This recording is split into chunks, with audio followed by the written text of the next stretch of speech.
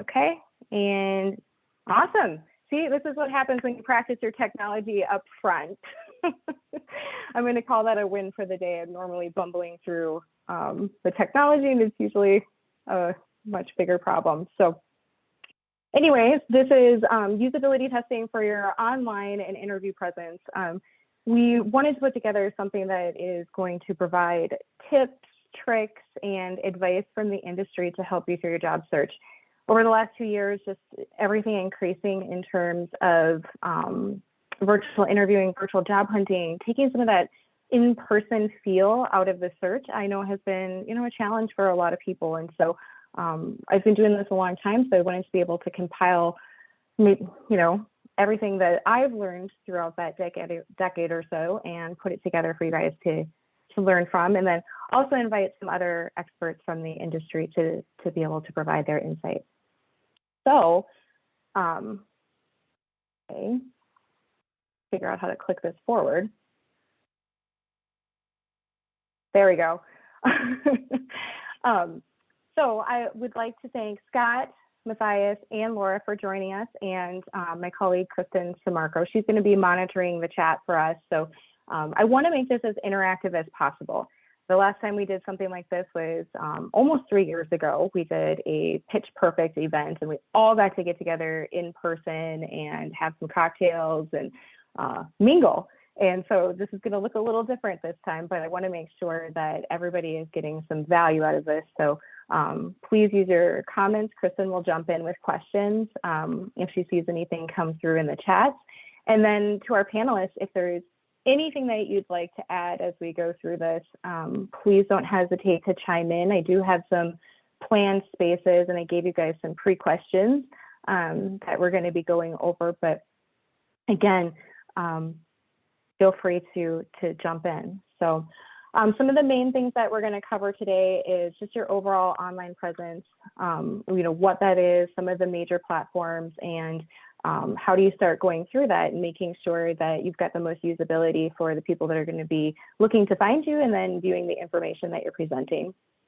We're also going to talk about resumes and portfolios, and then virtual interviews. So I haven't seen an in-person interview happen in 2 years. So I don't think that they're going to come back anytime soon. It creates a little bit of ease for everybody. There's no parking, there's no finding your way, badging people in.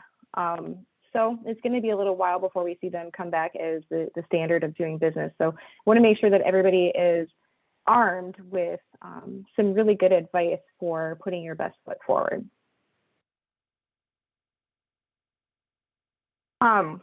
So I want to share some intriguing facts with you that I came across as I was going through my research. And some of this is actually pre-COVID facts. So prior to COVID, Career Builder actually put out a survey that said 47% of all employers are less likely to make a hire if you don't have an online presence, or if your online presence contradicts your resume, your portfolio, what you're going through.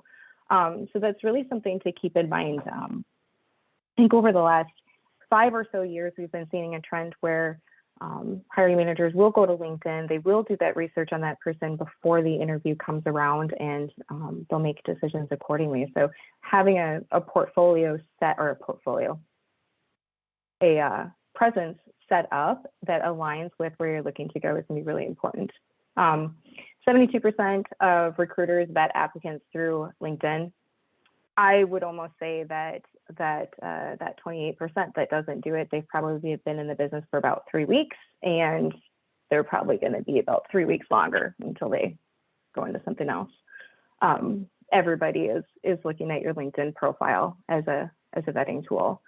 In the United States, there's 133 million users, so that is your potential competition.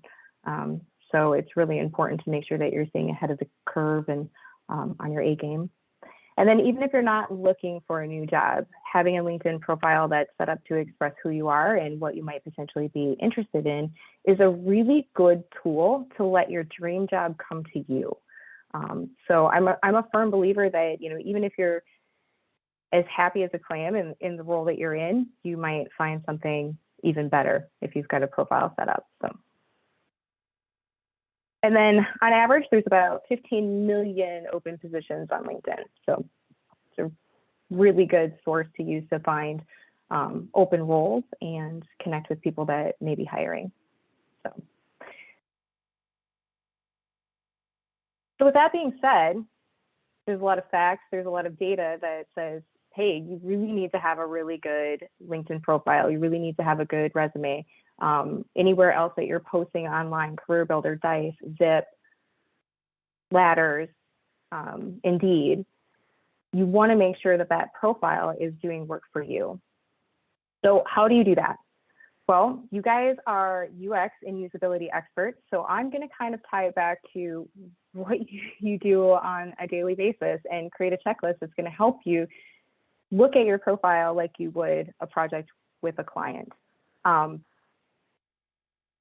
first thing that you want to do is think about who your audience is. Create your journeys, look at your customers, how are they looking for you, why would they be looking for you, and start mapping out your profile from there. So one of the biggest ways that people are looking for you are keywords. And we're going to get into that in a lot more detail as we go into the next slides. But keywords and LinkedIn search engine optimization are going to be two big things. Can they understand your profile? So it's not always going to be a UX me that's looking for you. So if somebody like myself, who's not very technical, who was more nervous about getting their screen share turned on during a meeting, can they understand your profile? Can they read what you're looking to do? Can they understand what your background is? Because a lot of times your recruiters or your HR folks don't necessarily have that technical background.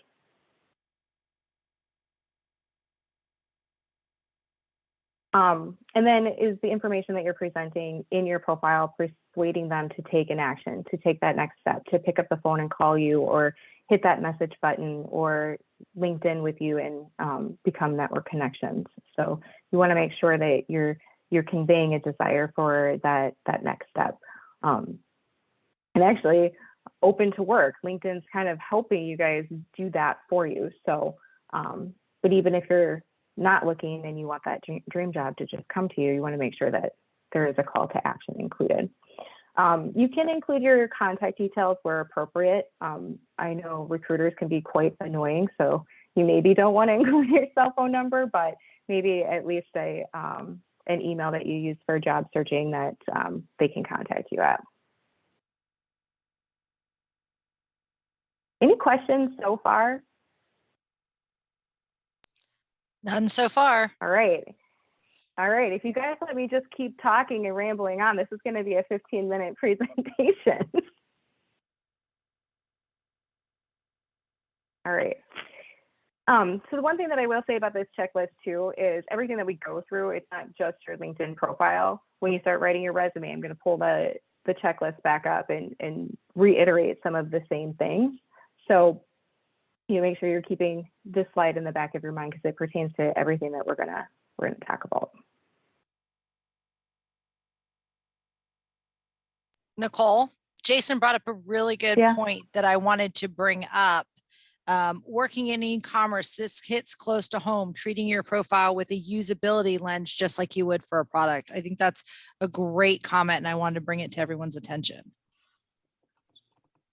Yeah, you know, I did a lot of research to make sure that, you know, I'm not just spouting my opinions here on job searching and what you should be doing. And that was a resounding point that I heard in a lot of the advice online, which we'll get into that later. You can get down a rabbit hole with.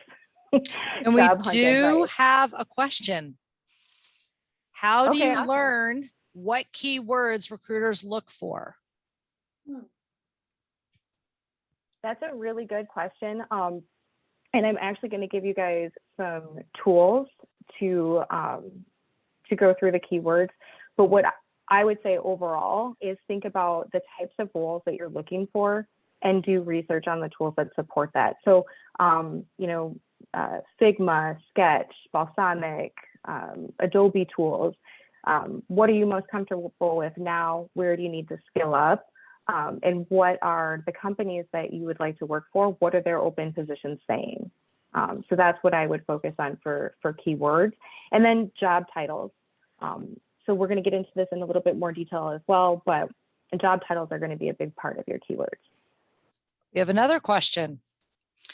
Where are HR getting confused with our UX lingo?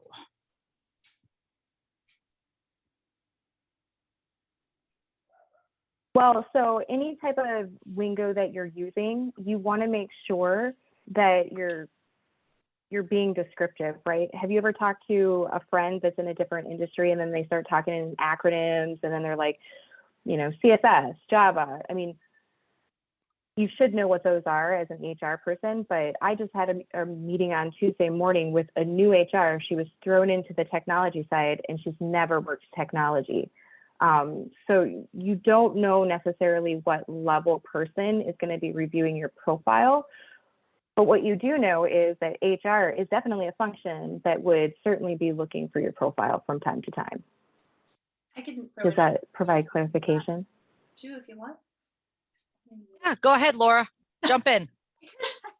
On the mute function earlier. I had some other things to add, Nicole, but no, Jules, that's a really great question. And I will say that you should really own your profile in your interview and any interaction you have on a job. So you never know when you're talking to someone who's got 20 years experience in recruiting for UX, or if they're brand new. And little insider baseball I even recognize some names here, people who've applied at US Bank recently. We had a handful of recruiters who were really knowledgeable in UX leave the company recently. So they've brought in someone who was from engineering or from some other, product or some other expertise. So they didn't learn those exact lingo. But the thing about it is, and this is what's funny about lingo versus just, the jargon that's useful in the industry, like you couldn't be a developer and not talk about Java, HTML, whatever the terms were, right? And if you try to dumb that down or lower that down to a common denominator language for anyone to understand, you wouldn't look like a strong candidate. So I wouldn't say water it down to that, but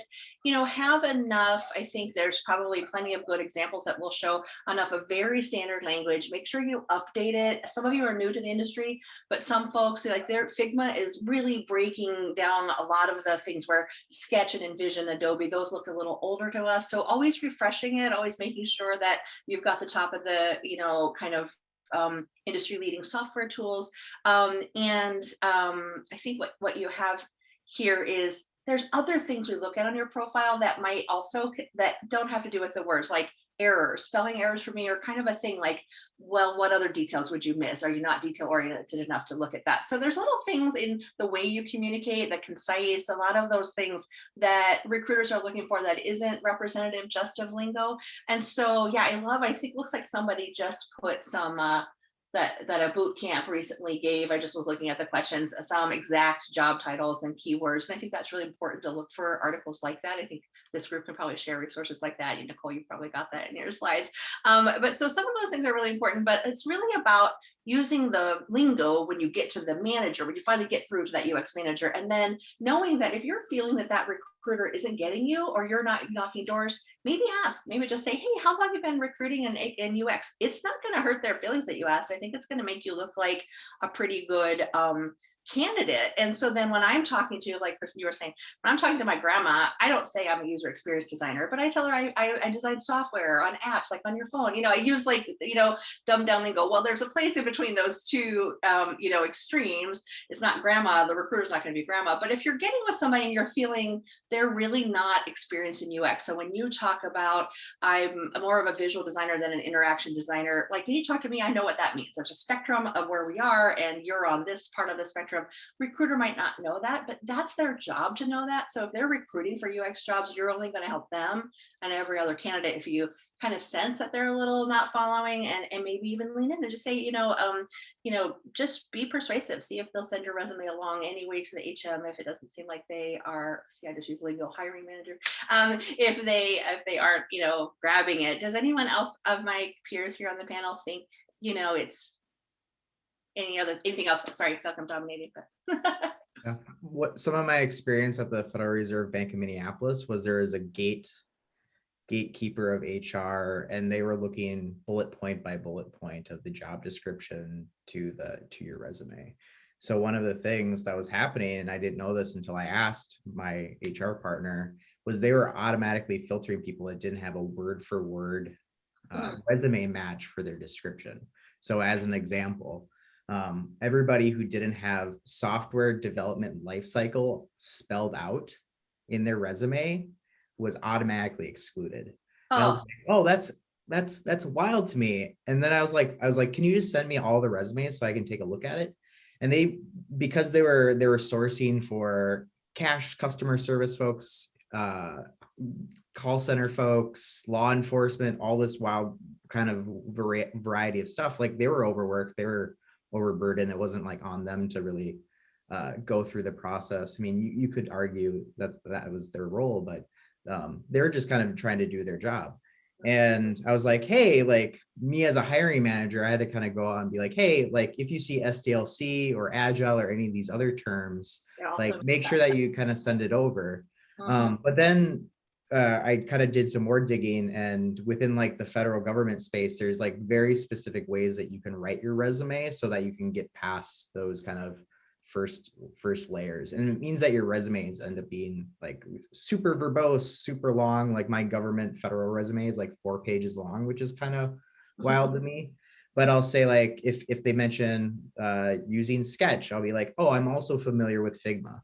And I draw that line very, very verbatim. It's like, I don't know how to use this tool, but XYZ tool is extremely similar. You should really give my resume a pass and forward me on to the hiring manager.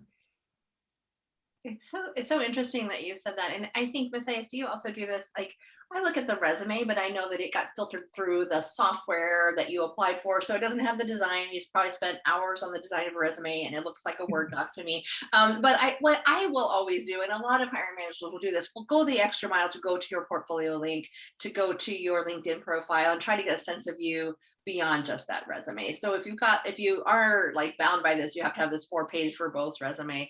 Hopefully your other artifacts that represent you will give a more rounded view to it's just different when you're in creative versus, say, the administrative pool or the, the bus drivers or whatever, we look for the art of not just the form of the resume.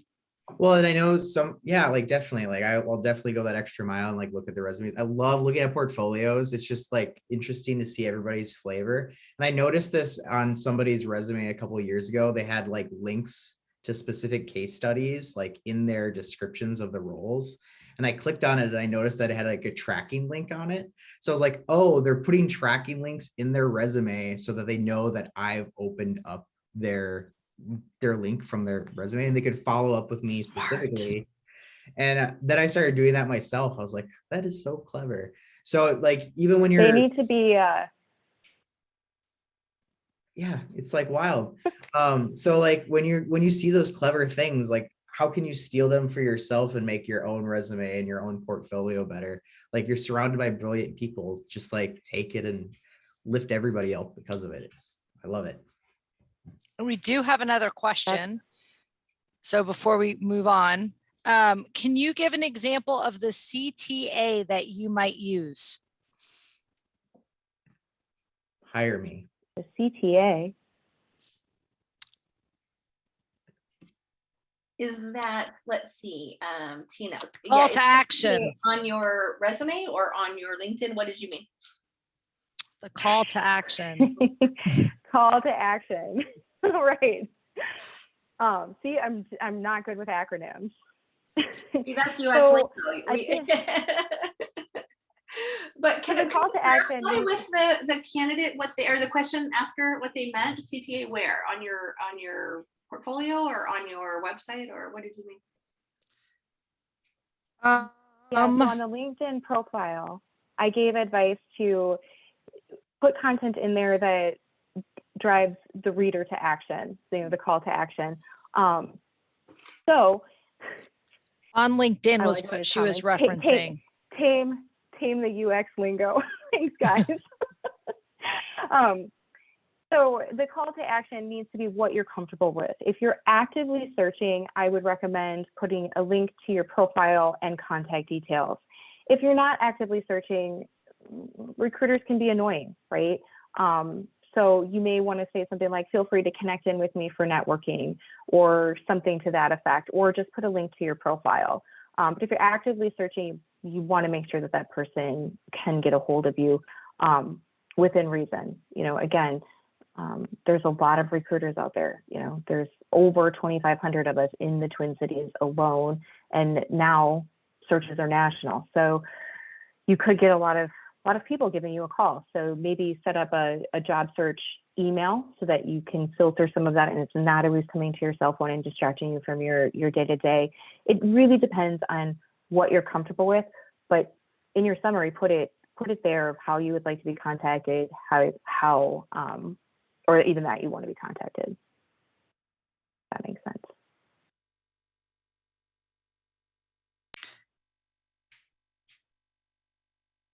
Okay, so that's a good question. If you are currently employed, but then you have your LinkedIn message that you're looking for a new opportunity, are you talking about the open to work function on LinkedIn?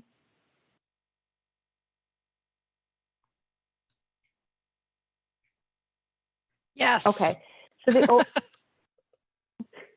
the open to work function will only show up to people outside of your company. So, you know, maybe if your boss's partner sees it and tells them, that could happen, but nobody in your company is going to see that open to work signal.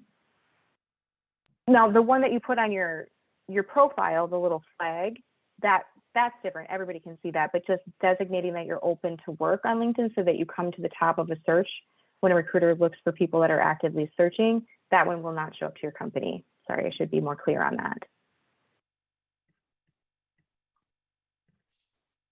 There are some other questions, but they're more focused on the resume. So I'll bring those back when we get to that portion. Okay, thanks. Yeah, so we have a lot to cover. There's going to be a lot of information as it pertains to your profile, resume, portfolio, and then even the interview. So the first thing to do is build a complete profile. And that's going to be all sections, so including a title, a summary, photo, even adding your location. I know it seems kind of like a mute point right now in our virtual world, but recruiters are still having to search in certain countries. Like, we can only search in the US, and we still do location searches. So you want to make sure that you're getting the most attention from the people that are in your area. Include your educational background. Specifying an industry or an industry that you'd like to work in is important. And then putting your current positions and titles and adding bullet points, filling out that employment section. Don't forget to add your skills and then ask for recommendations. So we're going to get into these sections in a little bit more detail as well. But filling out all of those sections is going to rank you higher in the algorithm. So the first step in getting your profile up there.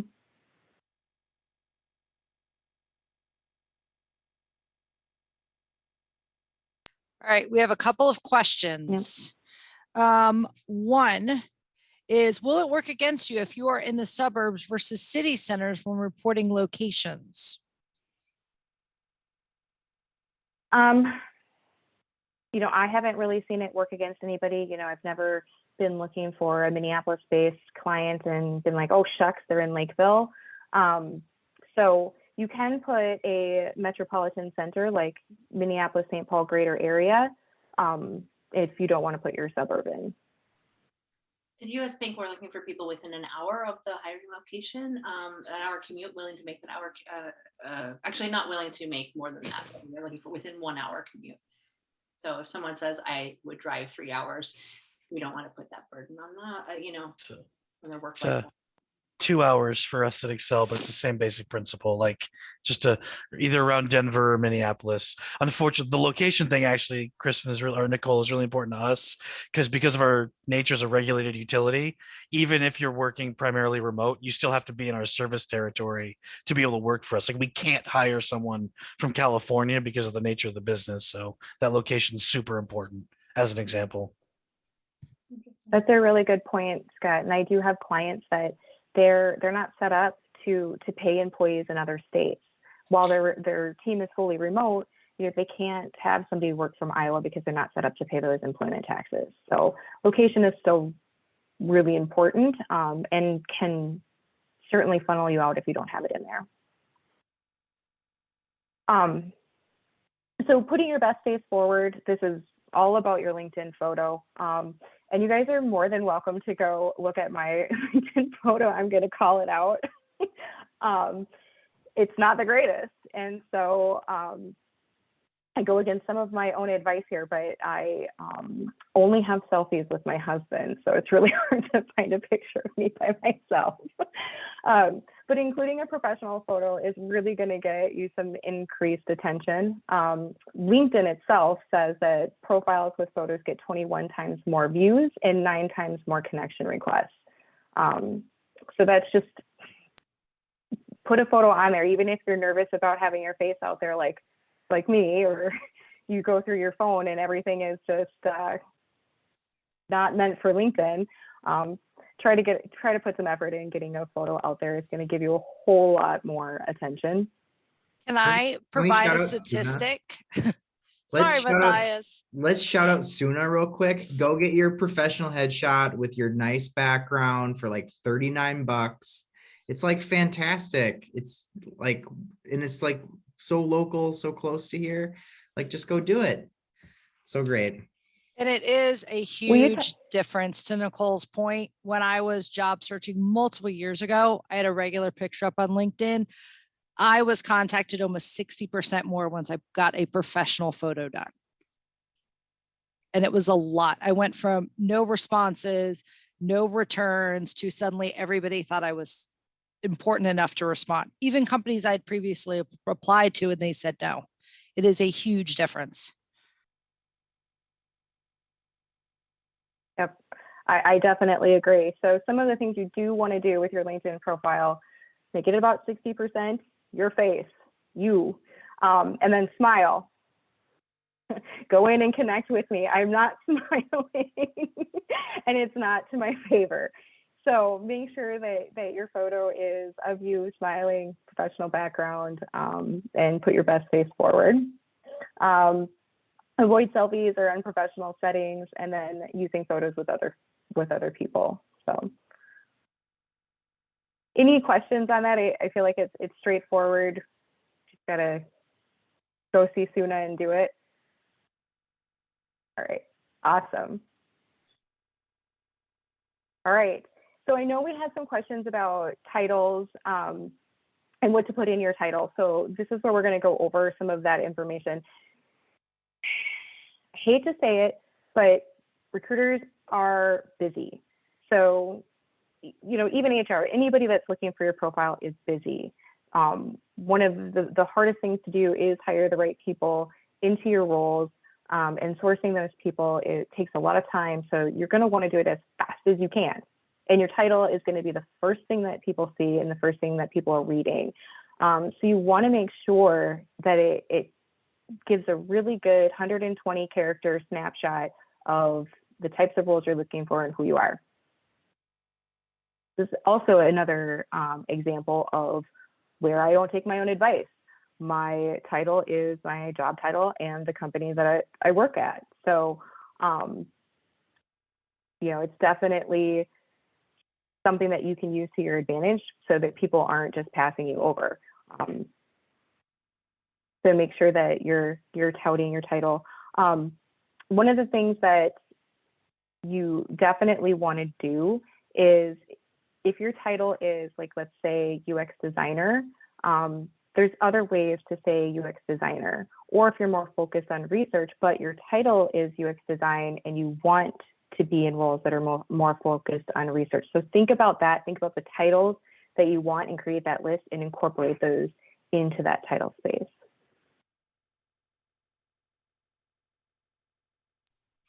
Nicole, there was a great question that actually ties to this. Do you have any advice or specific advice you would give to help brand new UX research and designers straight out of school stick out compared to other applicants? Because they're not going to have that title that you brought up. So the title that you're putting in the title section of LinkedIn does not have to be the title that you carry at your current employment. It can describe who you are or what position you're looking to get into as well. So you don't have to describe your current employment with that title. Does that make sense?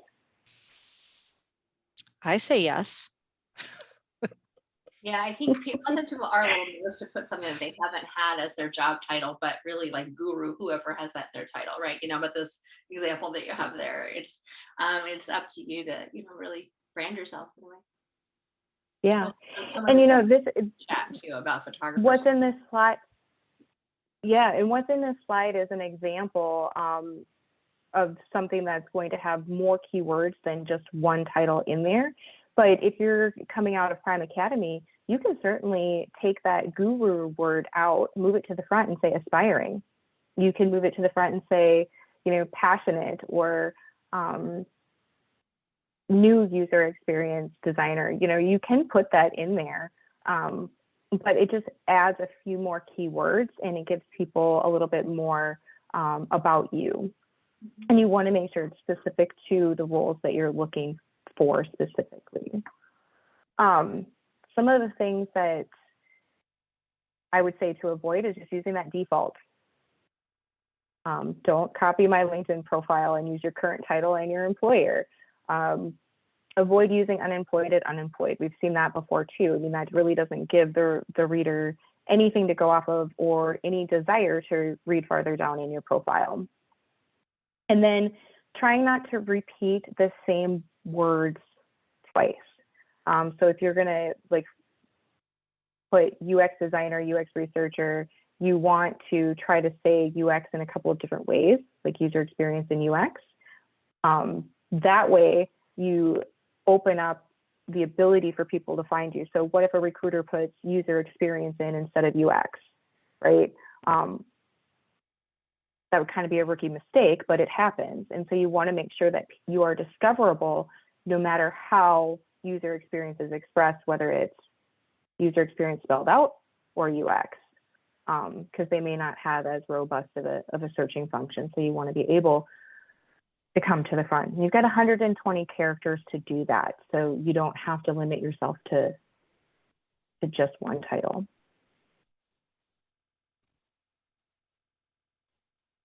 Something that I saw. And then oh, go ahead. Something that I saw when I was living in agency land was they always want people who are more multimodal.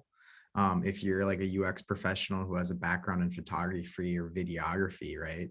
Like make sure that you have that somewhere that's easily readable, because if you're going to go over to an agency and they need somebody to do a quick video spot and you know how to run a camera, you might be somebody that goes to the top of the list.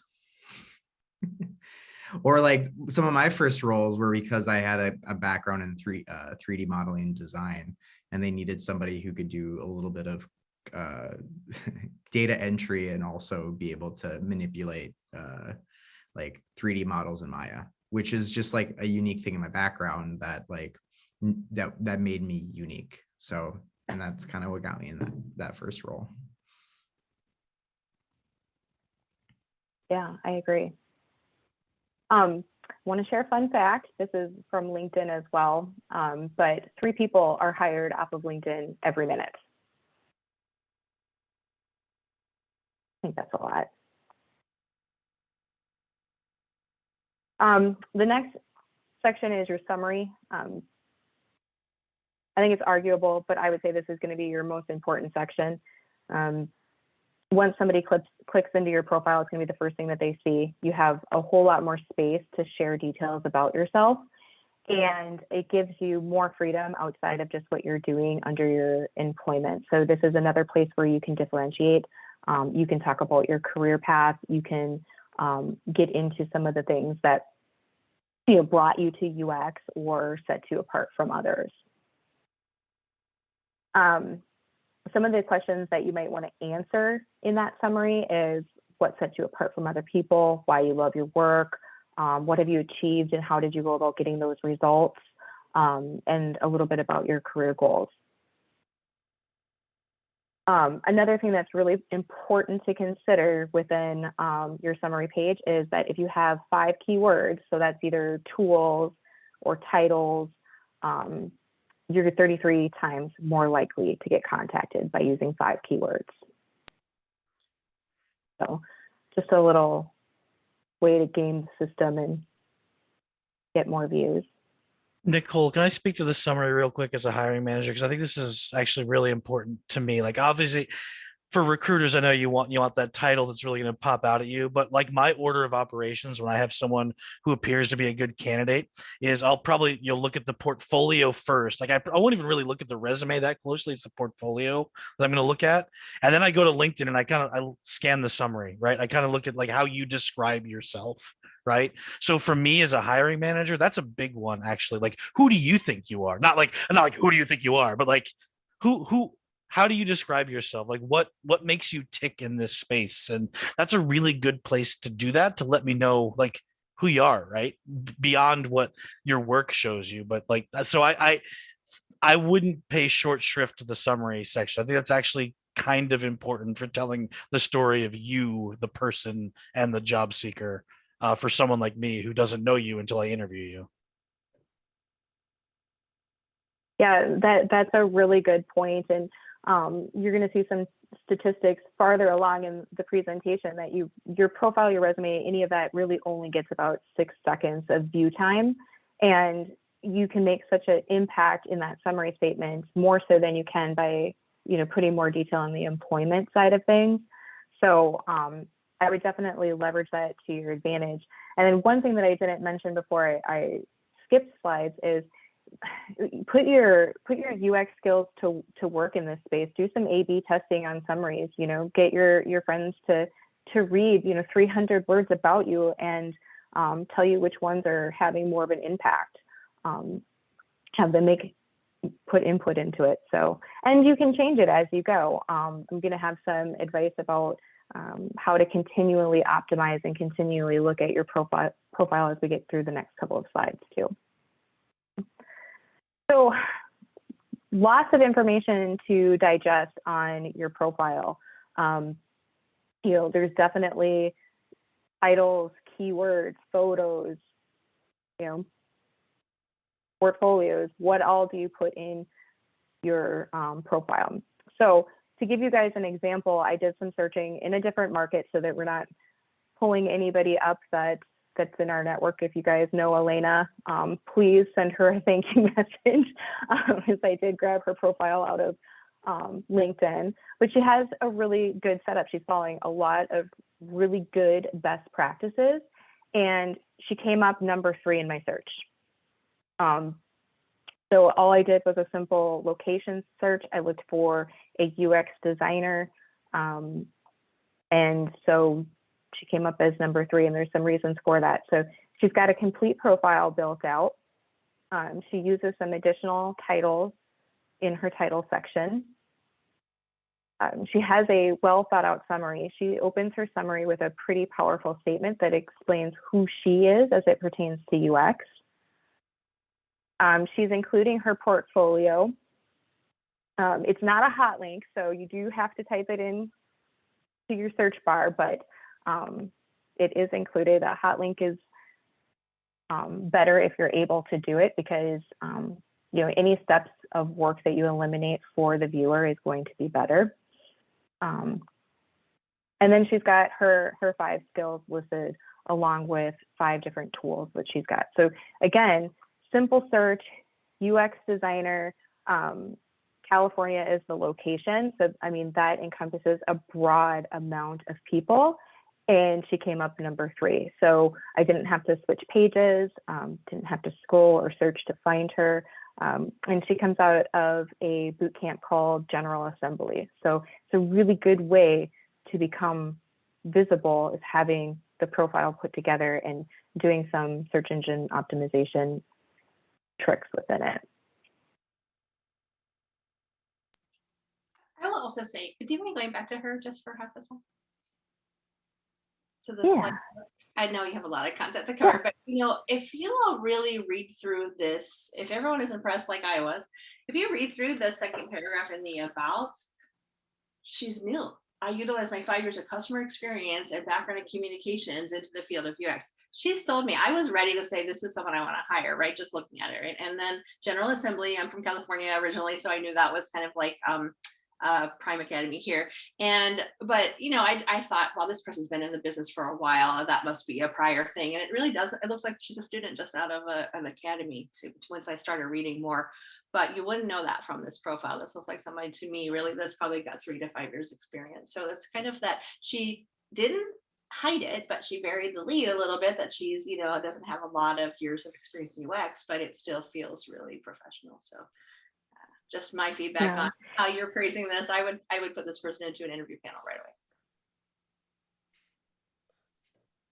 Nicole, we have a question. Is LinkedIn Premium worth it? As a searcher? As a candidate? As a candidate? As a candidate, is LinkedIn Premium worth it? You're going to get some more insight into the jobs you're going after. You're going to get more access. Before you do premium, I would make sure that you've done some of these optimization tips.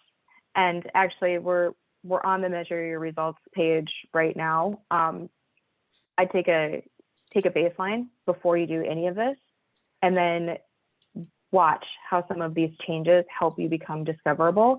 Give it a 30-day cycle or so. And then if you're not seeing the type of improvements that you need, then spend the money.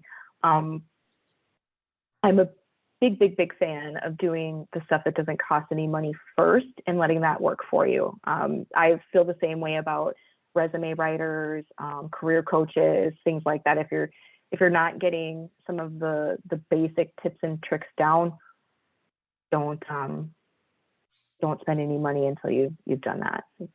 They do have a 30-day free trial, so you can not just True. But it's lifetime 30 days. Use it well. I found great value the last time I was job hunting. Kristen knows because she helped me find my job. But just seeing those analytics, seeing who's viewed you, and then you're probably going to get to this. But I often look at how people are engaging with others in there, and it shows that in LinkedIn as a hiring manager. And I found that, knowing who's looking at my posts and what's appealing to them, and if they were part of, they're not just looking at my resume, LinkedIn for a minute, but they actually engage with me further. So there's some deeper analytics. I'm not new in my career, so maybe it was different, but yeah, I think your advice is right for people who are newer in their career, Nicole, for sure. There's plenty you can do for free. Yeah. Yeah, I would do the free stuff first, and then go to the stuff where you can spend money. And I'm happy to walk through, and if you ping me and tell me, hey, I just updated my profile, look for me, tell me when you find me. I'm happy to do that. I'm happy to look at, how you're appearing, how you're coming up in searches. Even from maybe, I can dumb it down a bit and do it from like a novice type search too, to make sure that everybody is finding you. So we do have a question. Yeah. It seems to still be true that we do everything we can to keep our resume sparse, yet content rich enough to only be 2 pages, but robust enough, contain all or at least enough of the keywords the recruiter or recruiting resume reading machine needs to see to make it to the yes pile. How do we tackle that? So I think the question is how do you make it robust enough, but then still keep it at 2 pages? Correct. Yeah. So depending on where you're at in your career, I don't know if I would give the 2-page advice, but I would certainly pay attention to what lands on the first page and what flows into the second page and into the third. If you're further along in your career, I don't think you have to actually absolutely stick to the 2 pages, especially in technology type roles. If you have a lot of accomplishments to talk about them, but make them in a quick, readable way. So when we get to the resume page, I can walk through what my thought process would be on that. But again, there's a lot of resume opinions out there. And I can also give you some advice on how to get through that ATS machine and make sure you've got the right content. We're headed into that right now. I think what you said, Nicole, is right. It's the first user experience project you get is your client is yourself. It's an information hierarchy. It's about finding the right content. Exactly how the question was worded is the same in the UI, in the experiences you're going to design, right? You got to get users through. People don't read. That's job security for us. And so, how do you get users through that? That's the same thing. How do you get hiring managers to do the same with your resume? So apply the smarts you learned in school to your own resume. Yeah, I do agree. have sorry, Nicole, there's another question. And I think this might be directed more for the panel. Are there specific platforms or venues for gaining feedback on your portfolio or LinkedIn profile from recruiters or longtime UXers? I can speak to this one a little bit. Like, there are tons of people like me out there who just want to give back. Like, just find us on LinkedIn and ask. Like, honestly, like, find people that do the things that you want to do, or that have the experience that you want to have one day. I have never said no to reviewing someone's portfolio or just talking to them about the craft. And there are tons of people out there. Just be willing to put in the work to find them, right? And I don't mean that to be glib, but there are a lot of us out there that if you just do a quick search, you can find. Like, that exists. I'll also say, just to put a cheap plug to something I'm working on here for the UXPA, there will be a mentorship program soon. I swear, I promise. Jason and Andy are probably like, please, Scott, please, we want this so soon. It's coming soon. So that's going to be a forum that you'll be able to utilize as well. But honestly, like, there are a lot of folks out there who just want to give back and help bring up the next generation of UXers. I'm really just network and ask. Like, I'm people like me are always willing to talk and help. Yeah, same here. I've never been a UXer, but I'm more than happy to help with anything on a personal level that you need to get your profile, resume, anything up to snuff. And sometimes you can just ask on LinkedIn too. Be like, hey, I'm looking for resume review, portfolio review, whatever. Who can connect me with somebody? And then let your connections connect you with the people that they trust and they think that you'll be a great fit with. So if you don't want to go with the bald mustache, turtleneck, red glasses wearing creative director type, I'm sure that there's somebody else who might have a kinder, more gentler appearance to help you out.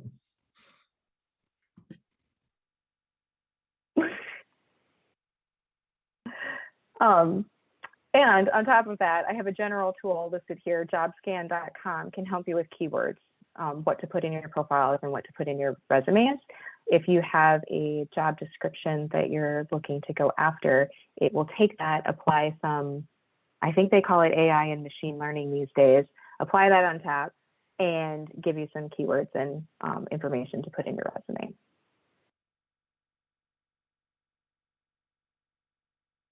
So resumes, and this is, I will preface this, everybody has an opinion about 2 pages, 1 page, formatting, no formatting. There's a lot of information out there. And then if you're going to Google, how should I write my resume on the World Wide Web, you're going to get even more information and more opinions. You'll get people that, are going to want to charge you $500 to give you resume advice. In this little mock resume here is pretty much industry standard advice. And then we're going to walk through how to set your resume up to make sure you get through those ATS systems. But this is another thing that you leverage your mentors, leverage your network, leverage people like me. If you send me a resume and it's not going to work in ATS machines or there's something going on with it, I will absolutely sit down and help you go through it. But something that I want to make you aware of, though, is every IT posting gets an average of 386 resumes. And this might be a little bit skewed because you've got several platforms that your posting is going to be sent to. Like, you've got your job board aggregator, so it might only be one job, but it gets posted in 15 places. So keep that in mind that, you know, you might be sending your resume into the same job multiple times and not necessarily know that. And then you're going to get 6 seconds. You're going to get 6 seconds on your profile. You're going to get 6 seconds on your resume. You'll get a little bit longer on your portfolio because that's somebody already being engaged with either your resume or your profile, and then they're specifically wanting to look more into your background. So you're going to get more time on that, but your resume is going to get 6 seconds. It used to be 10, and now I think 6 seconds is probably accurate. So it's going to get a quick scan. So whether you do 1 page, 2 pages, don't do 17 pages, but you know, 1 to 5 pages would be what you would see in an IT resume. That first page needs to be exactly like your LinkedIn profile. And I don't mean exactly like your LinkedIn profile as in it says the same thing, but you're using your name, heading, title, you're catching the reader's attention, and that call to action is reading page 2 and 3 or reaching out to you. So page 1 is the most important page on your resume. So make sure you're keeping that in mind when you're creating, you know, your summary, accomplishments, skills, education, and a little overview of your work experience. So all of that should be on 1 page. And then only about 2% of resumes result in an interview. So for example, if you have a job posting and you get 100 applicants, but you only want to talk to 2 or 3 people, that's your 2%. So I would say that this stat is actually fairly accurate. So keep that in mind when you're applying to positions. I know it can be extremely frustrating that you tailor your resume for the position you're going after, you network for that position you're going after, and then you have a 2% chance of it resulting in an interview. Just know that that's a pretty standard stat, and there's things that we can do to help you get through the ATS and get through the interview phase. Question. Yeah. While you're on ATS systems, I'm sorry. The question or the comment was, I use a PDF of a resume I created in Adobe XD. Will that make it through an ATS tracker? I think that's a great question about PDFs. It will come through as a rich text file format. And so everything that you've done to make your resume look nice is going to be lost when it goes through the ATS. Now, if somebody clicks on the attached document, they might see your PDF format, but no, it won't come through the way that you're expecting it to. But we're going to cover that in a little bit more detail in a couple slides too. I would love to hear from the panel at this point some of the things that they appreciate seeing in resumes and some of the things that are just, you know, red flags and not necessarily a value add.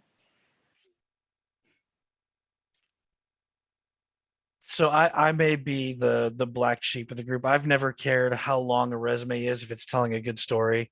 Like if it tells me who you are, if it needs length to tell that story, that's fine.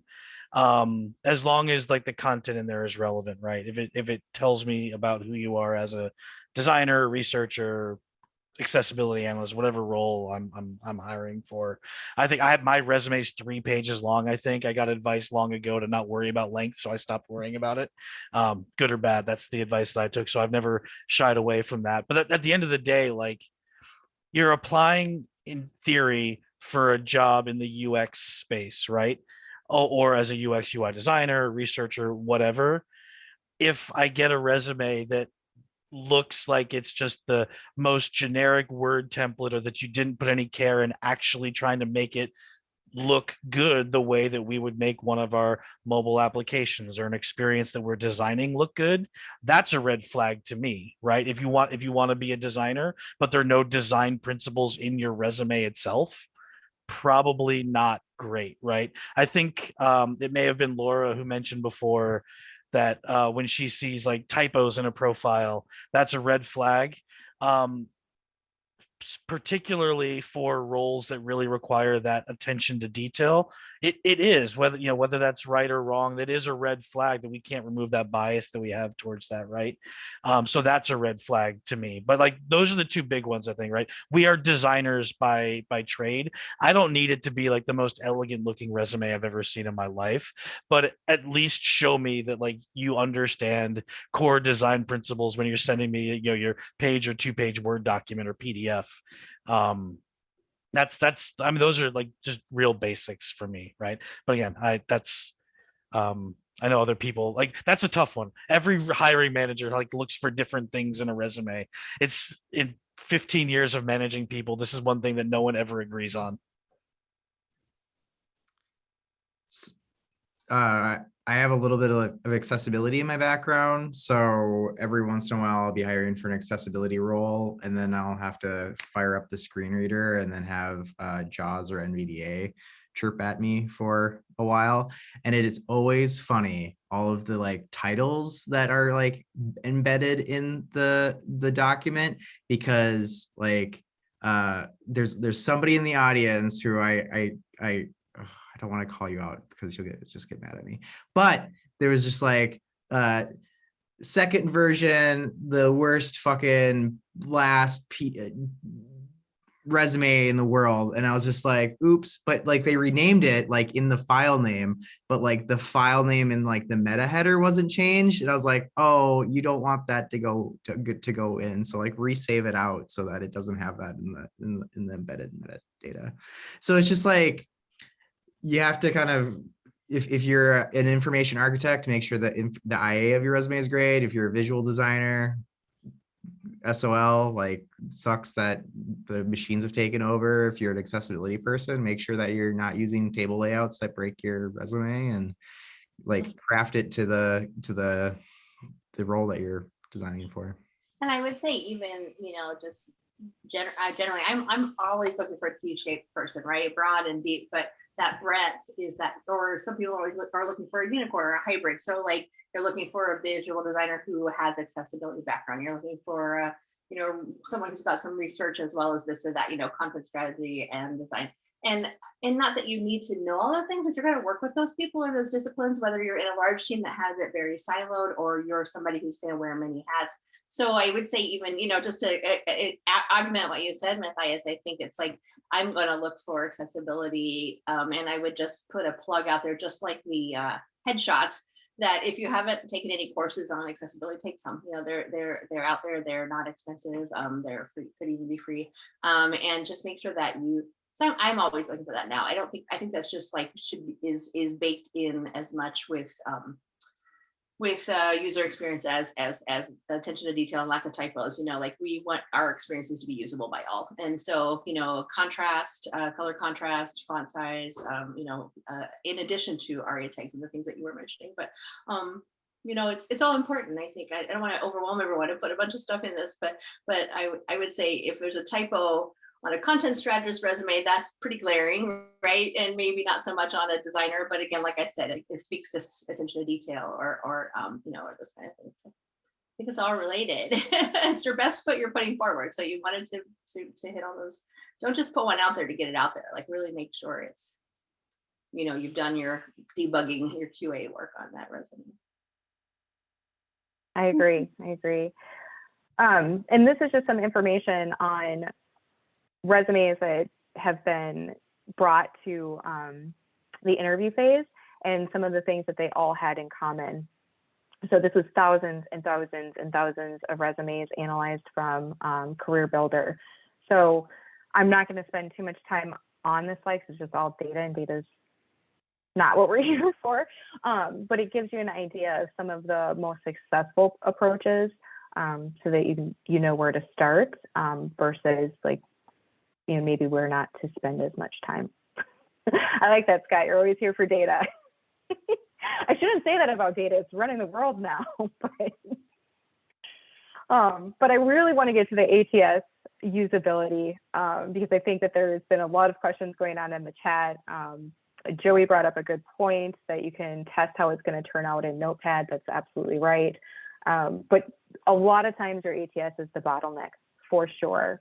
And I want to take a few moments and just provide some clarity on how those systems work, and what to do to get around that bottleneck so that you have a better chance of being this little dot here that gets through the bottom of the funnel. And I'll tell you a really quick story. Many years ago, I was graduating college and I wanted to work for Target so bad. Oh my God, so bad. So I started applying for them almost a year before I graduated and never got an interview. I probably put it through 50 applications. And this was before I was in staffing. Somebody had mentioned about these applicant tracking systems and said that I had to change every word that said customer to guest, because Target has guests and not customers. So I did that, put my resume back through. So that this is resume number 51. So I don't know if it was just odds or that I changed my name or the names for guests, but 2 weeks later I had an interview. So it does get you through the system, and ATSs are continually evolving. I mean, they're using machine learning, they're adding more capabilities in, but very much it can be the gatekeeper in many of the companies that you're going after. So almost 3/4 of the companies that you're going after are actually going to have an ATS system that you have to get through. So and then 3/4 of the submitted resumes get rejected in the system because of file format, clear language, and then over formatting. So sometimes your format will get through the system, but it's not necessarily readable by the viewer. So that out of your 386 applications that might be coming through this system, if you're the one that comes through with these, symbols changed, you're going to go to the bottom of the stack. Once your application gets through the ATS system, that's the first step. You go to HR after that. And so now you're being viewed by another user who may not be technical. We talked about this when we were going through LinkedIn profiles. You may get your application may get rejected because the recruiter doesn't understand that you have the right skill set, even though that you may very well, just because they're not a technical person. So grammar, spelling errors, the use of too many cliches, like dedicated team player, things like that. This is just some stats on what happens when typos and grammar get through and then it gets rejected. Any deeper technical questions on the ATS systems that I can answer right now?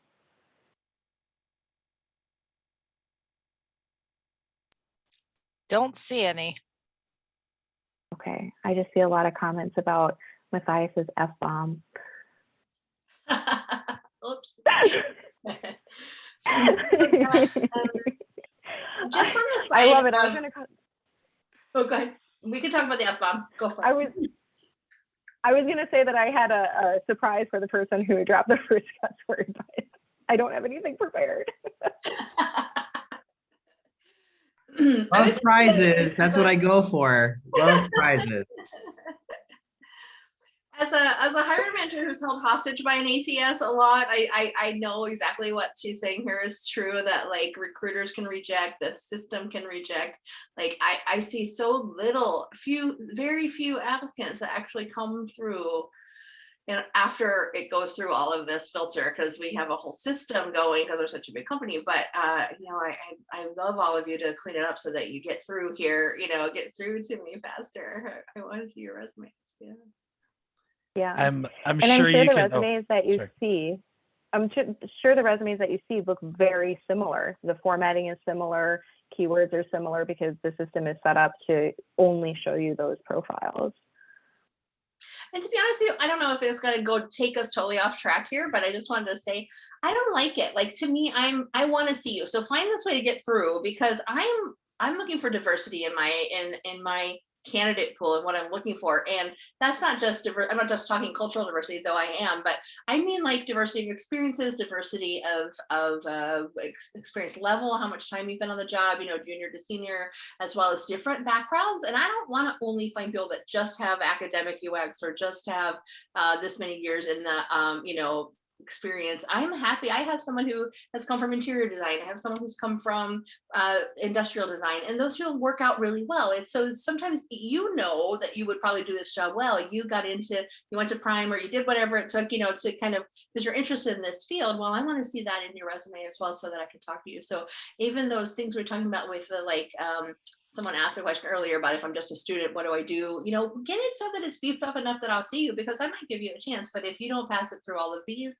hurdles that are on the screen there, I'm not going to see it, and so it's not fabricating, but also like the example of the person that you showed earlier, really burying the fact that you're not as experienced, and put all those things that and that you're passionate about, and you'd be good at higher up, so that we can see that stuff. So I can't imagine anyone would turn that person down, the profile you showed earlier, Nicole. But really, if they had just said just out of Prime Academy, I wouldn't have got that 6 seconds. You would have lost me probably, or not dishing Prime Academy at all. I just using that as a local example.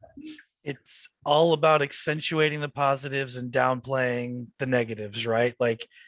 Bring what you're good at to the table, and let us see who that is. I can't stress that enough. Just elevate the positives, elevate the story you want us to hear.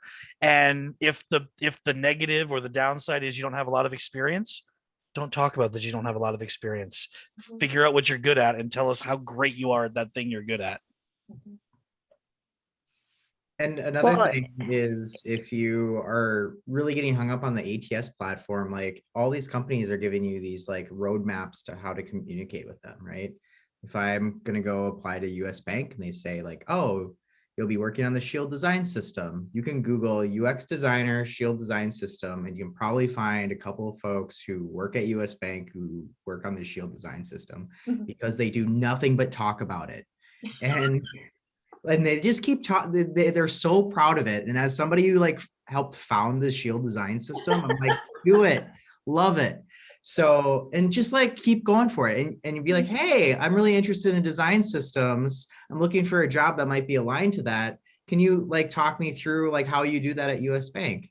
And then you kind of slip in and be oh, hey, I might be looking for a job. You've already kind of trained me a little bit on what you're looking for. Is there anybody I can talk to? And then you're getting through the back door. And that's actually how I got into US Bank. I didn't actually apply to US Bank, and they hired me at US Bank. What is that? And that might be a part of my privilege, but it's also that I'm doing the boots on the floor, and I'm chatting with a lot of people. So if you can kind of do that work, you're just getting yourself a better chances. Excellent tip. Yeah. We do have some questions. How well does the great. ATS handle shapes? Are you talking about images? I would think bullet points, just shapes, it says. So I would stick to just round bullet points, default type bullet points. The more formatting and fanciness you put into your resume, the more chance it has getting stuck in that ATS. Which I know is kind of counterintuitive for folks that make things look good as part of their role. But some of the ways that you can make something look good to your advantage is, leveraging white space and things like that. But I would leave as much of the fancy formatting out as you can. Great. We have one more. Will an ATS possibly reject your resume if you only use UX or only spell out user experience? Is one better to use than the other? So that's a really good question. And not all ATSs are created equal. So there's Taleo, there's some just really basic applicant tracking type systems that are set up with SAP and some other tools. So it really depends on the ATS system that you're going into. Some of the ATSs these days, let's just give ZipRecruiter an example here, because if you post your position on ZipRecruiter, ZipRecruiter is going to read that position, go out into the World Wide Web and try to read resumes and send you only resumes that match that description. So it's not going to intuitively go to people that have UX in their resume if user experience is spelled out in the job description. And so you want to make sure in your resume, like for example, if you want to get user experience in there, you can put your name, user experience designer, and maybe a couple of other titles, but then you can use UX everywhere else so that you don't have to spell it out. Just make sure you're identifying how you can say certain terms and the multiple ways that you can say it, and you're including it at least somewhere in your resume. Next question. What about resumelab.com and passing ATS? Any familiarity with that? I've never heard of resumelab.com. I haven't either. At 7:35, I'll know what it is.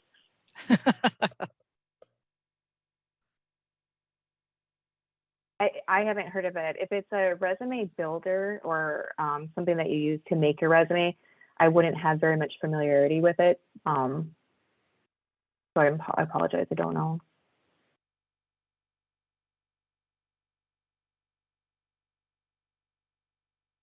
Any other questions, Kristen? Not yet. Okay, awesome. So I know we're coming up on time. I want to be really cognizant of it to make sure that we're getting to everything that we had set up. Does anybody have any questions around portfolio design? I know we could probably go down a rabbit hole on this. We have a question that might be relevant. How do you showcase projects that are confidential work or under an NDA? Do you need approval from your manager or company to showcase work?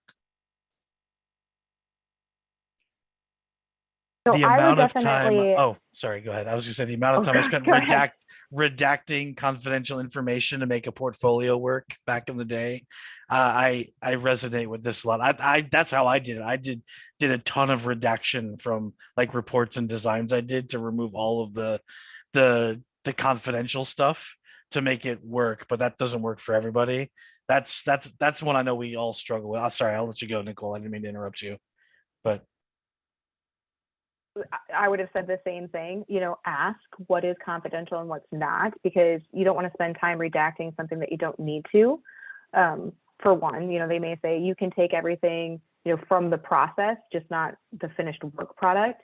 And showing the process in your portfolio is really important too. It's not just the design you landed at, it's how you got there, what elements made it into the design and why, and what elements maybe didn't make it into the design and why. So just showing some of that thought process could be more valuable than the end product that might be under an NDA.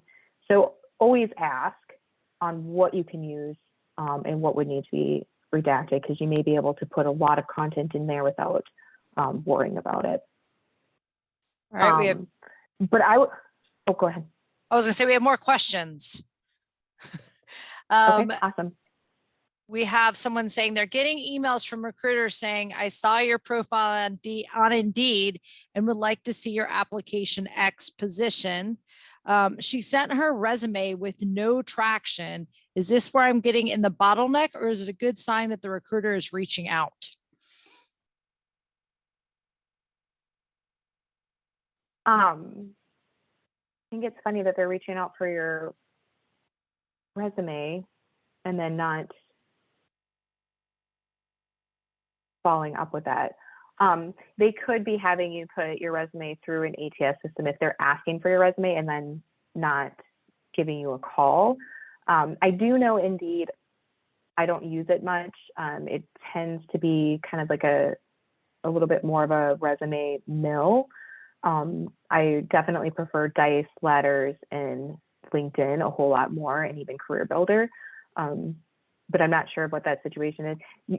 If you want to ping me after this, I'm happy to walk through it in more detail to see what might be happening. Next question. Where do people like to host their portfolios? That's a great question for Matthias, Scott, or Laura. A lot of folks from Prime are on Squarespace, and I know a Squarespace website, but every time I hit escape, it just goes to the login screen. So, I mean, but it's like a good spot, like wherever you can host your content and tell your story, there's like no real bad place. I mean, what is a website besides HTML, CSS, and a little bit of JavaScript? So I wouldn't get too hung up on like the underlying technology of it. but really focus on the content and the arc of you, right? So. Yeah, I think the tech stack or the platform that you put it on, not as important. It's like we've been saying the whole time, is it's telling that story.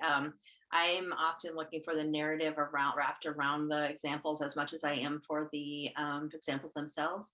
I'll give you a little acronym that I use to help people in interviews. I'm often wanting to not just see what you designed, but also so I call it EAR, events, actions, and results. So what was the event? What was the thing you designed, the project or you designed? What were the actions that you specifically took on that? What was your role on it? And then what was the results of that? A lot of people forget that final part of the tale, but we had to work through, some of the actions we took was we designed it, we did usability studies, we had some challenges, there were some technology hurdles that we had to compromise, we had to convince a problematic stakeholder, and then it went live and our KPIs were hit and we had thousands of people coming through it. My idea was really awesome and I got a promotion, and you keep telling that story as long as you want. But really that sort of wrapping the narrative around the design pieces, or I think any tool, I've seen a bunch of them listed here in the chat. Some of those are just going to panelists, and maybe we should copy it to panelists and attendees if you're not doing that, excuse me. But yeah, I can't see a bad one on there. UX Folio is the one I don't know, but that's the only one I haven't heard of. But yeah, okay. Laura, I cannot. Then we have a. Oh, sorry, I cannot echo the actions part of what you said enough. I can't tell you the number of portfolios I've seen from students who talk about their group projects that they were a part of and list all these names of people, but then you don't know what part they actually played in it, and they're not willing to elevate their own contributions to the project. So I know well, what part of this project did you do? For all I know, this was Bob's work that you're showing me right now. And I know it seems simple, but that's so important. It's your portfolio. Don't be afraid to elevate your role in this stuff so we know what you did and what results you achieved as a part of this team. I know you want to give credit to your teammates for what they did, and that's a very noble trait, but you're trying to get a job right now. So let's know what it is that you did to achieve this result, this end piece here. I'm sorry, I wanted to get that out because I've seen that mistake so many times in portfolios from people that are trying to find a job. So I'll leave it there. I have one more. How many case studies or projects would you recommend a new self-taught designer have on their portfolio? Is there a sweet spot number-wise? Hiring managers? I think it's going to be just as objective as pages on a resume, and more focused on the content and the message that you're conveying with your portfolio. If you have 17 projects and you share every single one of them, but they really don't show how you work through things and how you came to the end design or solution that you came up with, it's not going to provide value. But if you pick 2 or 3 that really convey your strengths as a designer and where you'd like to go as a designer, that's what you should be choosing. So approach it like you would a project with a client. Look at the problem you're trying to solve, which is to make a compelling profile, and then start working through it that way. Yeah, I was going to say 3, no less than 3, but you said 2 or 3 is fine. And if you don't have that many, or 3 to 5, something like that, but if you don't have enough, showcase things you did before that, even if it's print, even if it's web. I don't know, some people may disagree, but I like to see the variety of what you're into. If you are more a photographer, there's UX things I can find in a landscape design, or blueprint. I don't know. There's things that you can find about someone in almost anything they do, and it's also kind of interesting to note. If you're an author and you publish something, or there's little quirky things that you could add if you don't have enough portfolio material, that we can still get a sense of you and your thought process. And really think about those things are analogous that we could look at, just like we do analogous research and competitive research.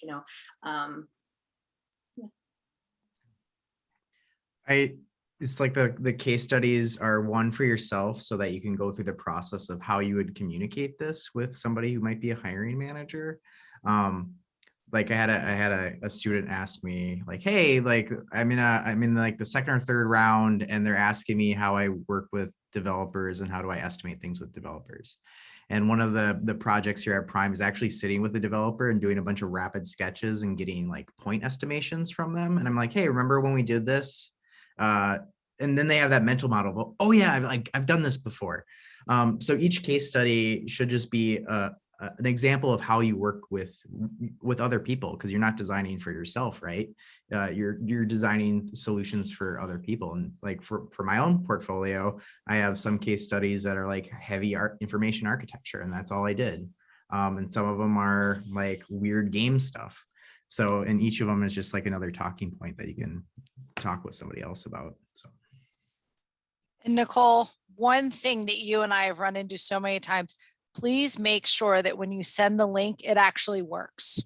Nicole and I have had quite a few situations where the portfolio comes over and the link doesn't work, or the website's down, or the GitHub is disconnected. So don't forget that. Kristen, can I add one thing onto that, actually? Absolutely. So at Excel Energy, this is a problem that we have. We have a very strict firewall that some portfolios get blocked by.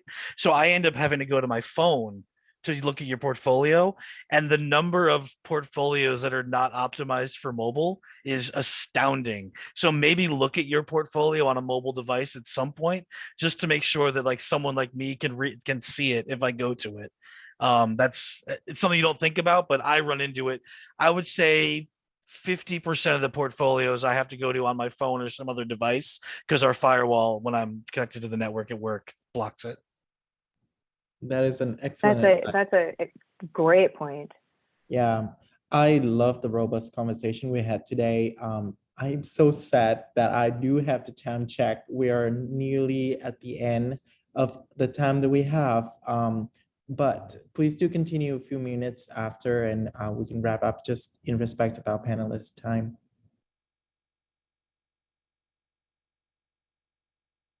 Yes, absolutely. So we are going into the interview phase.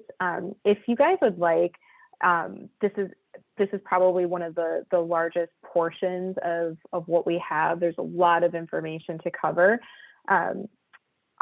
If you've got interviews coming up or anything like that, please reach out. I'm more than happy to walk through additional details and dive into it.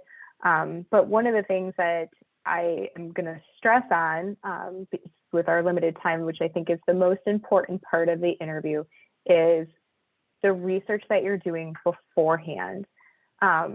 Taking a look at the company, walking outside of even just the company site, looking at reviews, asking yourself a few questions about, does their values align with what you're looking for?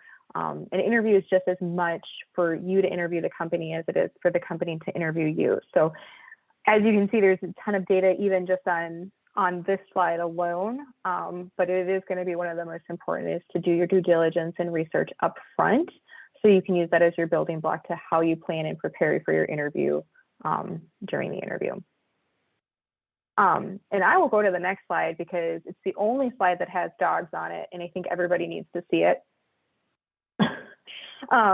But when you're considering what to wear, again, this is going to be so objective in a webinar type of setting or a virtual interview type setting.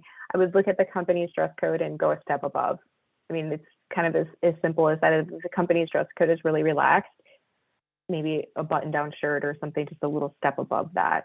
I don't know if Scott, Laura, Matthias, if you guys have anything to add to that or opinions around it, but that would be my best advice for that. I am the worst around this. I don't like, I know my company cares. I don't care what you wear. It is your hoodie that dog is wearing. It is exactly. Yes. I actually, he is my fashion icon. I based my entire wardrobe on this dog. I'm the worst to ask for advice on this. I came from the video game industry, and then I worked at a very, very loose college. So I'm terrible at dress code and what to wear stuff. I'm sorry. I just tell people business casual on top. It doesn't matter to me what you're wearing on the bottom. That's all I'm going to see right now. And of course, if you look at most of us, the black top is kind of the clear. Yeah. And full confession, I'm in yoga pants. yoga pants and bunny slippers. So, again, just more prep work in getting through your technology. I mean, we did a ton of prep to get through this technology, just make sure things go smoothly. And again, I'll offer my services. If you have a Zoom meeting or Teams meeting and you want to do a mock interview, give me a shout. I'll schedule 15, 30 minutes with you to make sure that your technologies work. If you're working with a recruiter, they better be doing that. But if they're not, hey, reach out to me, ping me on LinkedIn. I'm happy to help out. It can be pretty nerve-wracking, especially if you're nervous about the technology not working. So, and then the other big piece is just knowing your story. The most awkward question is, tell me a little bit about yourself. It's so open-ended. You don't know how long you're supposed to take on that. What information does this person want? It's super nerve-wracking. So make sure you're spending time with your story as preparation to your interview. And I would say that those are probably the 4 key pieces of what you need to do to prep. That's going to set the stage for a successful Zoom interview. We can talk about things during the interview and, after the interview, but if these 4 steps aren't done, you're not going to be as successful with the during the interview stage and the after the interview stage. Any additional questions? I'll leave the next couple slides is just we'll run through it pretty quickly. Just some additional advice. I will send the full slide deck out to the UXPA so you guys can have it to reference back to. But again, anything that you need help with, don't hesitate to reach out. This is what I enjoy doing, is helping to support people in their careers and making sure it's less painful when you got to get out there and look for a role. And a huge round of applause for our panelists. You guys are awesome. And I cannot believe the interaction and conversation that went back and forth. I really appreciate all the support, guys. Yeah, thanks again to Beacon Hill and our panelists. We really enjoyed having you here. I know there was a ton of conversation going on in the chat, lots of questions. Thanks for the questions, everyone. And obviously a lot more that we could do and talk about on this topic. We might need to have you come back or do a workshop or something, because this is probably perennially timely, but especially now as a lot of us are maybe getting back into the job market or entering for the first time. And the rules have kind of changed a bit over the past couple of years, even if you knew what you were doing before. So really appreciate all of this advice. We done a recording. We'll send that out hopefully in a day or 2 after the call, and we get that cleaned up and ready to go. We will share a link so that everyone can see this again. If you joined late or missed it or wanted to share it, then we'll make that available to you. But thanks again to everyone. We're not going to censor out Matthias's cussing. We're leaving that in. We're authentic here, and we're going to just let it ride. But really appreciate everyone again for the participation. Thank you. Join us, please, next month for our next event. We'll be sending out information about that in a little bit. But for now, I think we'll end it for tonight and just say, have a great week. We'll talk to you later. Thanks, everyone. Best of luck on your job hunting.